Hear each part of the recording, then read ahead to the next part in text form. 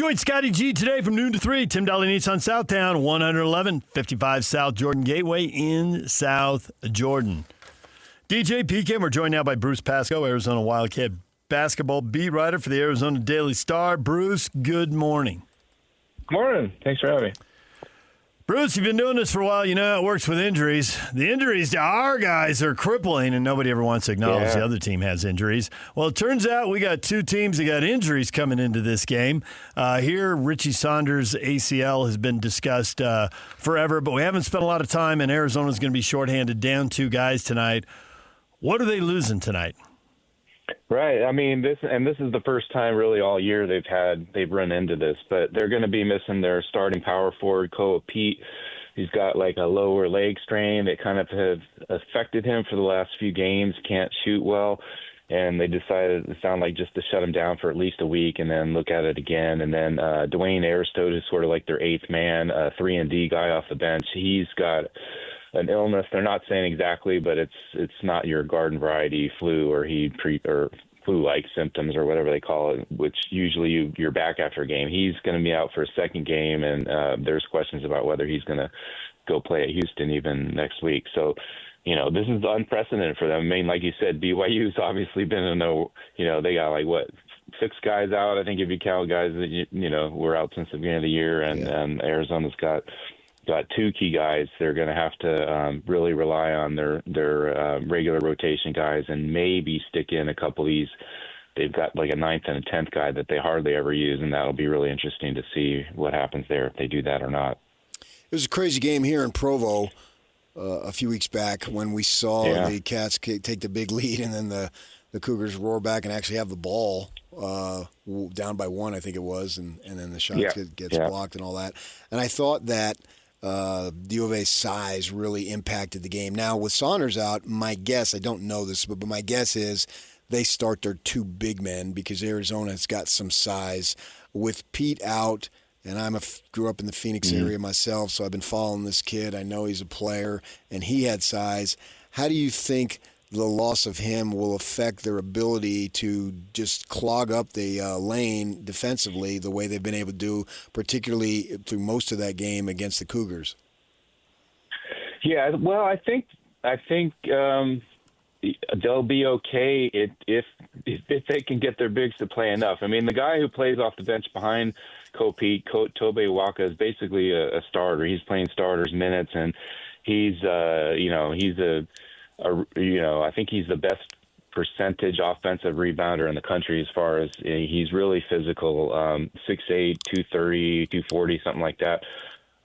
So, they'll be fine with him, but, I don't know, him and Mo Krivas, their center, he's 7-footer, they're still going to be 5 to 8 minutes that they're not going to have at least both of those guys, at least 5 to 8 minutes they're not going to have both those guys. So then what do they do? And then they're going to have to turn to Ivan Karchenkov, who's a 6'8", pretty tough, 225, 230-pound kind of wing forward, and he's got some versatility. He can play inside, but at the same time, who's going to guard Dibanza? I'm sure that he's going to be pretty motivated after Arizona kind of made him work pretty hard up there. So, it'll be really interesting. But I think to start, I think Arizona's, and for the most part, Arizona's got the size. I mean, there's actually, that was one of the questions going into the season was, where are you going to start Owaka? Because he was a starter last year. He was honorable mention All Big 12, really good player. And, and he agreed to come off the bench and play behind Pete, who is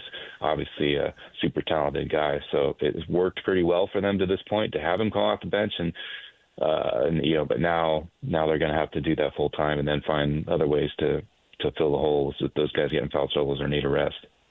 Arizona won at the Marriott Center 86-83. That was a wild and entertaining game. And a big part of it was that the guards, Burries and Bradley, both basically doubled their scoring averages for the season. Now, especially with Burries as a freshman, Bradley's a senior. Burries' 15 points a game is misleading because he was barely scoring early in the year. Right. But he's put up a bunch of good performances here as we've gotten deeper into the season. Do you think they could combine for 55 points again, or was that kind of a one-off and Arizona's got to figure out a different way to score and win and get it done in this game?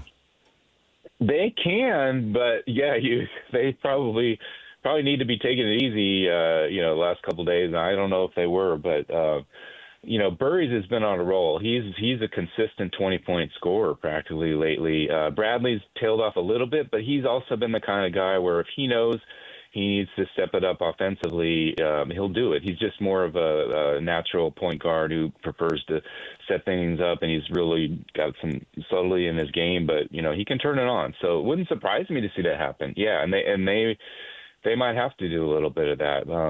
But it'll be interesting to see, like I said, the Karchenkov, their 3-man, if he plays in the 4 a lot and if he does well. And then they probably could use a lot more from Anthony Del Orso, who's kind of their shooter off the bench. He's really been kind of slumping most of the Pac-12 season, and that's something that they've been missing. Just watching them on television, it seems to me that Barry's has developed himself into a star.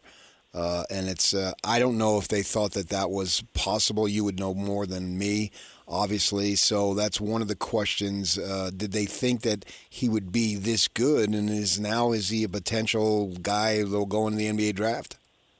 Yeah, I think, they thought the potential was there. Yeah, I mean, he was, I think California Player of the Year a couple times, just unbelievable numbers. I think the only question about him, at least that I had, and I think they did, was that he hadn't played on a super high level. He was too old to qualify for the USA U19 team that Tommy Lloyd coached and Pete played on. And Karchenkov, the other freshman, he played in the highest pro league in Germany. I mean, he's basically a pro and came here.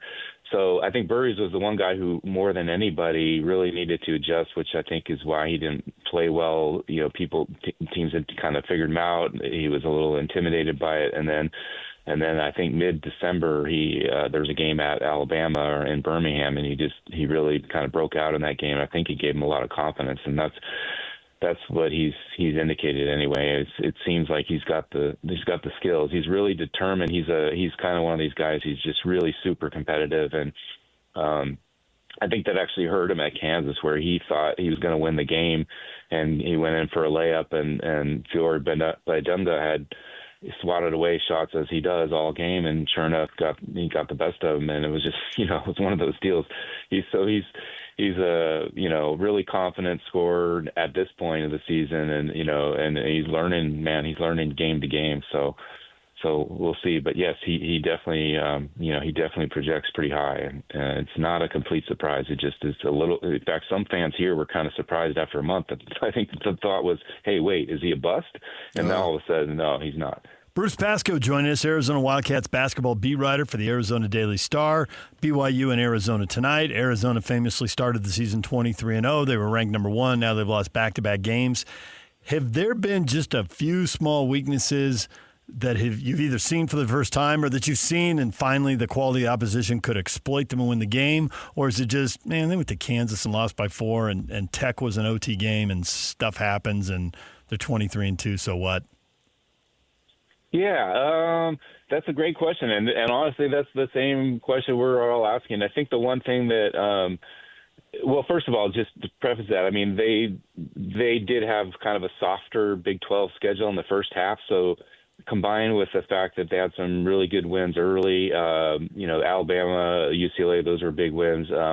They beat Florida early, but they did, they beat UConn when UConn had 2 starters out, So there were some signs, that a great start, but it wasn't necessarily, you could dig into it a little bit. But I think as far as the questions about it, probably the biggest thing has been that they don't shoot a lot of 3-pointers.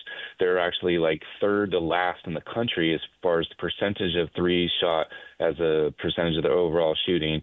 And that's because they rely on these bigs, and they do really well for the bigs. And they're pretty good mid-range shooters, and they can be pretty efficient even if you give them, 15-footers, they'll take them. And so between those two things, they're really not relying on the 3. And so the question has always kind of been, well, what happens if a team comes along and can match them inside, or for the most part, or do something defensively to kind of neutralize them a little bit and then force them to hit some 3s? And that's basically what happened against Texas Tech. I think you're right. The Kansas loss was like, hey, Kansas, that place was nuts, even though they were without Darren Peterson. it was nuts. I don't think I've ever seen an environment that crazy ever. Like, it was insane. And so they lost that game, and Burry's made that, ill-advised decision, and maybe that was a little bit of the moment and all that. So that one you can kind of write off. But I think Texas Tech was a little bit where JT Toppin was just dominant, and they also did some things defensively, offensively, the way they handled Arizona's switches and this and that. And then they kind of neutralized them, and Arizona didn't have, much shooting to speak of, and it was tight. They weren't terrible, but it was a tight game, and they ended up losing it. So those things could happen. I mean, they could run into the team like that. They may run into Texas Tech again in the Big 12 tournament, but they could definitely run into a team like that in the, second, third, fourth round of the NCAA tournament. So that is a concern for sure. They've got the grandson of Frank Arnold, former BYU coach, Addison Arnold, on the team. He's got this game circled, doesn't he, Bruce? Well, I think he got in the game last year up there. But yeah, no, he did. And, he's actually a really good walk-on player. I mean, he's the kind of kid who can play at a low level Division I or certainly Division II kind of program. And so, and you never know, he might get a spot minute or two if being as they're shorthanded anyway, if some guys get in foul trouble, wouldn't shock me, Speaking of circled games, it's Houston and Arizona. The top two teams in the league are playing Saturday at 1:00. There's one theory where maybe Arizona, emotionally isn't dialed in. That's a big game. They're looking a little past this. There's another theory where, hey, you got to win this. You could be looking at a 4-game losing streak. So actually it's going to be Arizona's best effort tonight. And then they got to replace two guys, depending on what kind of emotional leadership and how much the team feeds off those guys. Can you, and maybe it's just impossible with 20-year-old kids, but do you think this is going to be one of Arizona's best efforts, a normal, quote-unquote, normal effort, or maybe a little lower energy and focus? Yeah. Well, I mean, they could go either way. You're right, because it is different in that they're a little bit unsettled. They're going to have to make moves in their rotation they have not made all season. That's going to be different. But I think as far as the effort, I got to think it's going to be at a high. I really do, and they'll be jacked up by these fans. I think everybody knows deep down what you said. They don't want to lose 4 in a row. They want to go into Houston on some momentum, and I think that at least the thought I've kind of gathered from just some thoughts around here is that this is the must-win game. Because they don't want to go to Houston on a 3-game losing streak, and especially Houston come off their tough loss. That could be, and the way Houston plays, that could be an issue as it was last year. So I think they'll be motivated for this one, and I think maybe some of the returning guys also in the back of their minds they remember the time losing to BYU here last year. Granted, Richie Saunders was the guy who hit the free throws and drew that foul that drove everyone nuts here. And he's not going to be playing. So, but that said, I think they'll be motivated for a number of reasons. I saw a thing on social media that said essentially it's a shame that Tommy Lloyd has to tell the fans to stand up, where you go to these other blue blood programs, and Arizona certainly has been that since Lute Olson days, that they already know, and it's an intimidating home crowd, and U of A doesn't have that, and Tommy's got to get everybody going and all that. You buy into that, any of that stuff? Yeah, I mean, I think he's ridden that line where it's sort of like you want to be respectful to your fans, and they do have really good fans. They're supportive, but it's different. And he said this last year. I think this year he was even more careful. But I think he said last year Iowa State and Kansas particularly, he just said, it's a different level. And I think, and I think he's spoken highly of BYU. In fact, I think all three of those are more, more tougher crowds to play than Arizona. It's just, I think it's maybe because of the decades of success they've had here. Fans are a little more like, okay, show me what you got. We'll see, but they'll rise up if the team's in trouble. And I think that happened against Texas Tech. It got pretty crazy because they're that's what they do. Whereas I think at BYU and Kansas and Iowa State and some of these places, they're crazy all the time. And I think at Arizona, it's more like, okay, do we need to be crazy today? Or, because otherwise we're just going to watch the game. It's different, but yet it is mostly sold out most games, and you've got season ticket fan holders who've been there for decades. The students behind the basket can hit and miss. They've been generally better the last couple of years. So, it's pretty good. It's still, I would think, it's still pretty much one of the more intimidating places to play. It's just, the Big 12 is loaded with absolutely, kind of amazing places like that. So, yeah. and it's so much different than the Pac-12, where it was literally like Arizona and whoever else was good at the time might have a good environment, but Arizona was the only one that was consistent. And now they're in the Big 12 and they're like fourth, fifth, maybe, as far as environments go. Over the decades, it seems to me that the students are the ones who bring the energy, irregardless of what's going on, and that with the big money, the people who are paying the big money, it's a little bit more sit there and let me be entertained.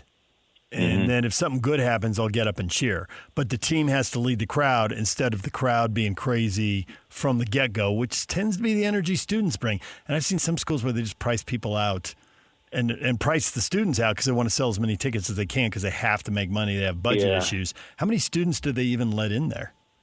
They let in about 2,800, something like that. Maybe as much as 3. I don't think it's quite that much. So it's probably, half of what BYU has in their students. It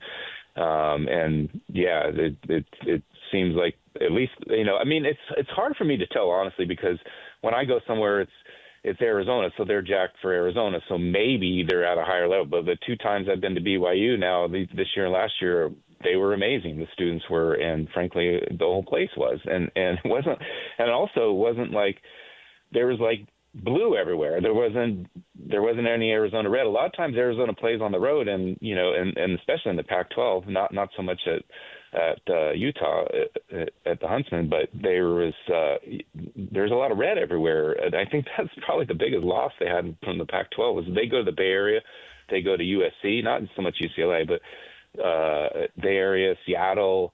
Even some of the Oregon games on Saturdays, the alums in those areas would come down and they'd wear red and they go in and they'd have this huge environment on the road for Arizona. You'd hear these U of A chants, it's insane.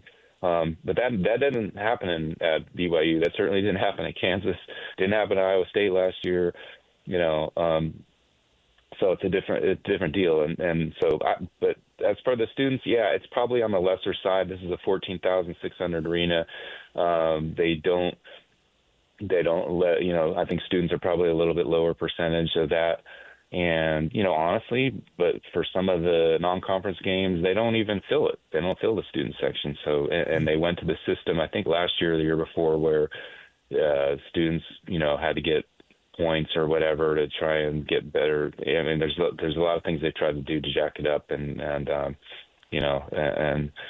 things like that. So it's gotten a little better, but it doesn't seem as consistently tough as some other places. And that may, like you said, that may be a function of money. They, obviously everybody needs money in this day and age. And Arizona they haven't traditionally, had the power in football to generate anything much beyond what the conference has given them. So, it's more been a heavy reliance on basketball here. So they have to do what they have to do that way.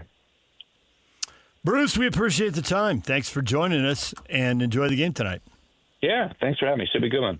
Bruce Pascoe, Arizona Wildcats basketball beat writer for the Arizona Daily Star. All this time, you've been trying to convert me, and I finally converted you. To what? You said irregardless. I'm not going to lie. I was like, did he do that on purpose? Irregardless. No, I didn't. I just did it. Yeah, all this time you've been trying to convert me, and I say, no, thank you. I respect you deeply. Nearly 24 years in, we finally got you. You had to repeat it. I just realized you made that joke earlier, and I just whoop right over my head. That was good. Well done. And I was figuring out the first one. I didn't get the second one. I finally converted you. And there it is. There it is. Okay. PK for the win. So mark that so we can play that. He can use that. You should wake up at 3 a.m. more often because you're more brilliant when you do. No, I shouldn't. Unless I have like a 5:30 plane. Even then. Why 3? Why not 3:45? You'll make it. It'll be fine. Yeah. Now, try doing morning radio and having a reports of 4 a.m. snow that's going to be so heavy that UDOT isn't going to be able to keep up with it. And then the storm doesn't get here in time. And then when I wake up, the power is out in the neighborhood, and it takes me like a few minutes to, why is it so dark? What is going on? What time is it? But all the clocks are off because the power's out. And at that point, there was no chance for me to get back to sleep, so I just drove in and slept in the car a little bit. Now look at the brilliance it's led to. When we come back, everything you missed in this show, stay with us.